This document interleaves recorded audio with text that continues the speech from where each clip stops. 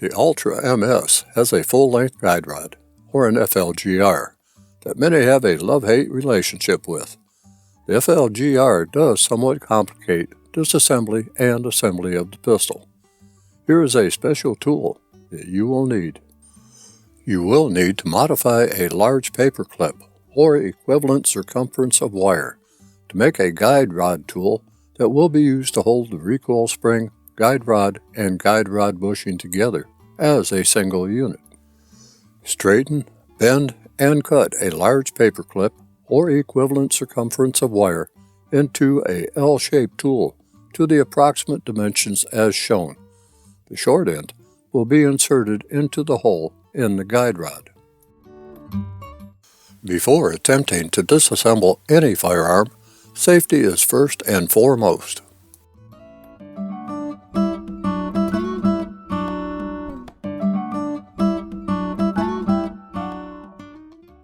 As mentioned, field stripping the Ultra MS, according to Rock Island Armory, entails the use of a bent paper clip or tool to capture the recoil spring, guide rod, and guide rod bushing.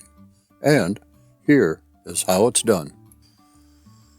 To begin field stripping of the pistol, the hammer remains in the cocked position, as when you left it after performing the safety check. Leave the slide in the locked open position. Using the modified bent paper clip or equivalent, insert the short, bent end of the paper clip or tool into the hole in the guide rod. Push the slide lock down. The slide moves forward, capturing the recoil spring, guide rod, and guide rod bushing in the process. Move the slide to the rear and align the takedown slot in the slide with the slide lock tab. Push the slide lock partially out of the frame and from the right side of the frame. Pull the slide lock assembly completely out of the pistol from the left side of the frame. Separate the slide and frame assemblies. Turn the slide so that the internal components are facing up. If the barrel swing length is not up, push it up and back until it is flush with the barrel. Remove the captive recoil spring, guide rod, and guide rod bushing from the rear of the pistol. Rotate the barrel swing length forward until it is flush with the barrel. Remove the barrel from the front of the slide. The pistol is now fully field stripped for maintenance.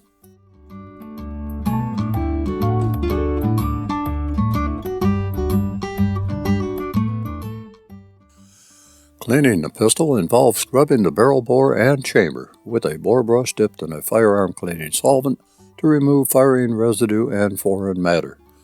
Using an old toothbrush dipped in solvent, clean the areas around the slide's breech face.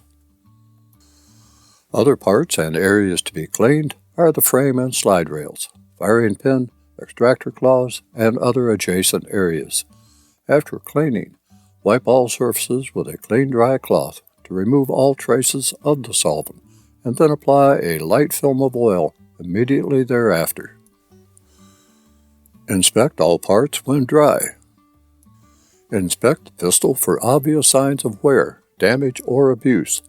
You are checking for incorrect installation of parts, unusual finish wear, rust, corrosion, cracks, or painting damage. Look for signs of abuse, such as deep scratches, particularly around the slide stop. A slide or frame that is bowed could be signs that the gun has had a critical case failure, often referred to as a kaboom.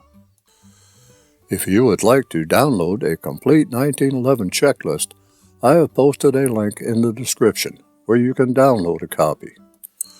With that said, external and internal machining is excellent for a reasonably priced pistol.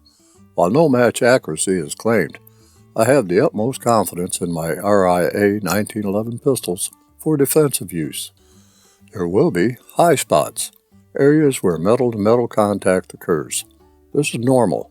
Follow the lubrication schedule that I present shortly. As a note, and if you will be changing the recoil spring, and you will at some point, Rock Island Armory has published a spring rate guide for each of their 1911 models. When I get a new 1911 in the house, I like to measure the length of the spring just to get an idea of what a new spring length should be, and use that as a guide when installing a fresh spring to ensure that proper spacing is maintained under compression. That's a topic for another day. The recoil spring length for this pistol is 4.5 inches. The recoil spring has a heavier spring rate and is shorter than that found on the full-size version, and the Ultra MS requires a bit more aggressiveness in its handling over what is needed for a longer-barreled pistol.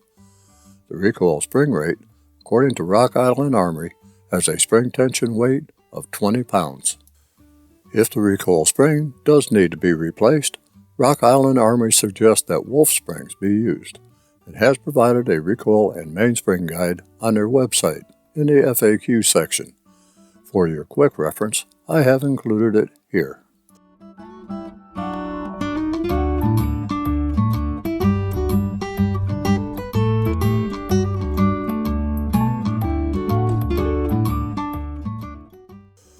Use a premium lubrication product. Grease is not recommended. If the lubrication product contains Teflon, shake it well before using, as the Teflon does settle. Lubricate the parts that I am showing right now.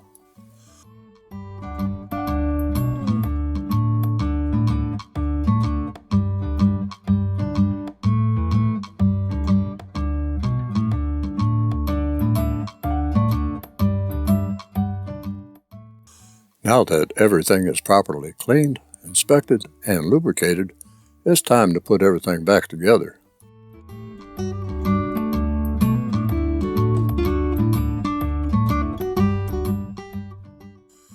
Install the barrel into the slide with the swing length down.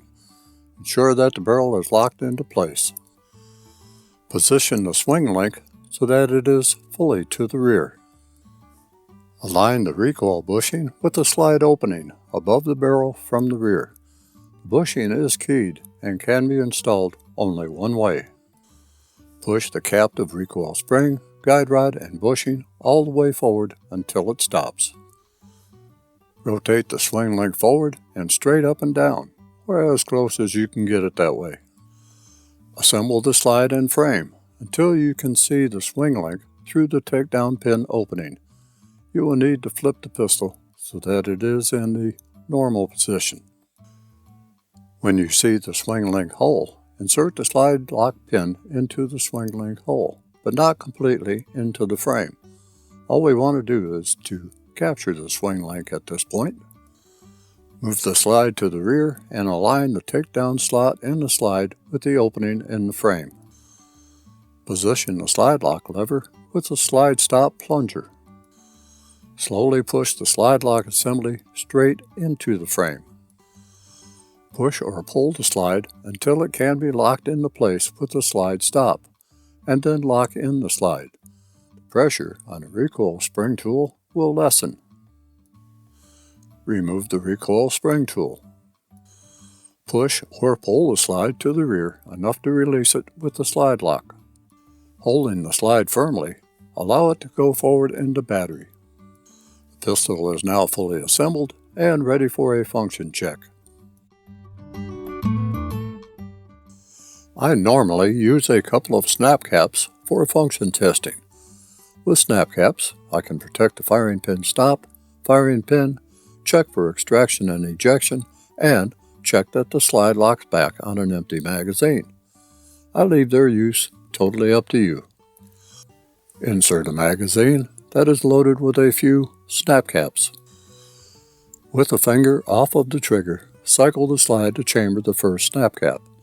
The hammer is now in the full cock position and should not follow the slide forward. Without gripping the pistol, pull the trigger. The hammer should not fall. Place the thumb safety lever in the up safe position. Without gripping the pistol, pull the trigger. The hammer again should not fall. Place the thumb safety in the down fire position. The hammer should not fall. Grip the pistol as you normally would to fire, pressing in on the grip safety. Pull the trigger. the hammer should fall. With the hammer down, attempt to push the thumb safety into the up safe position. The thumb safety should not go into the safe position. For a 70 series pistol, like the Ultra MS, use your thumb to pull the hammer back until you hear the first click. This is the quarter cock notch. Grip the gun normally and attempt to pull the trigger. The hammer should not fall for any reason. Pull the slide fully to the rear and hold. The first snap cap should be extracted and ejected. Allow the slide to go into battery, thus chambering the second snap cap. With the slide fully forward, attempt to push on the barrel hood. There should be little or no movement. Push in on the barrel at the muzzle end. There should be no perceptible rearward travel. Cycle the slide until all remaining snap caps have been extracted and ejected. The slide stop should engage and the slide should stay locked open on the empty magazine. Repeat with each empty magazine that will be used with the gun while checking to ensure that each magazine is captured solidly.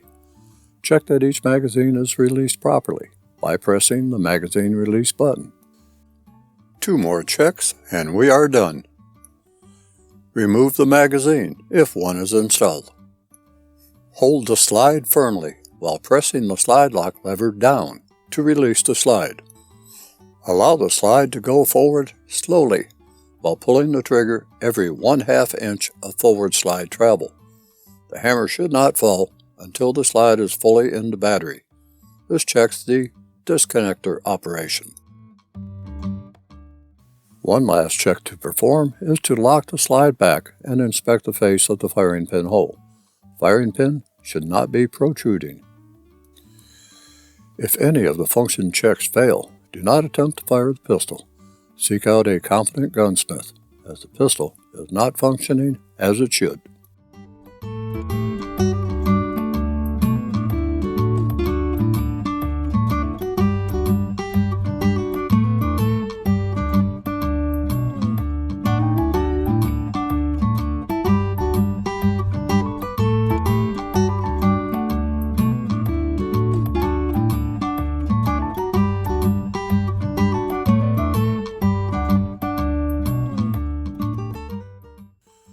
Replacing a recoil spring on a standard full-size 1911 that uses a barrel bushing, or even one that uses a FLGR, is pretty simple. This model, the MS, takes a little bit more thought and effort to replace the recoil spring, since it is a captive unit only held together by the modified paperclip or retaining tool. First of all, the recoil spring must be tensioned further and held in place while the tool is removed from the guide rod. To accomplish this, I modified a standard bushing wrench, where I can also use it to compress most, if not all, captive recoil spring, guide rod, and guide rod bushing assemblies, such as this. The opening in the center of the bushing wrench allows me to slide the wrench over the front of the captive assembly and seat against the rear of the assembly. The captive assembly is then squeezed enough to allow the retaining tool to be removed. Note that the assembly is still under extreme spring tension. I use a bench or a tabletop to press the bushing wrench enough to remove the recoil spring retaining tool and maintain pressure on the wrench throughout this process. The recoil spring tension is then slowly released until all spring tension is gone. The assembly can then be, disassembled, and a new recoil spring installed. When the new spring is installed, the saddle of the guide rod bushing and guide rod are aligned so that they both agree. The unit is compressed until the hole in the guide rod is visible. Then the recoil spring retention tool is inserted to, once again, capture the entire assembly. Ensure that the recoil spring retention tool is completely in the guide rod before releasing the pressure. The entire captive recoil spring, guide rod, and guide rod bushing can now be installed into the slide, which may require just a slight alignment adjustment to ensure that the saddle of the guide rod bushing and guide rod saddle is aligned. Then, the pistol can be assembled as was shown previously.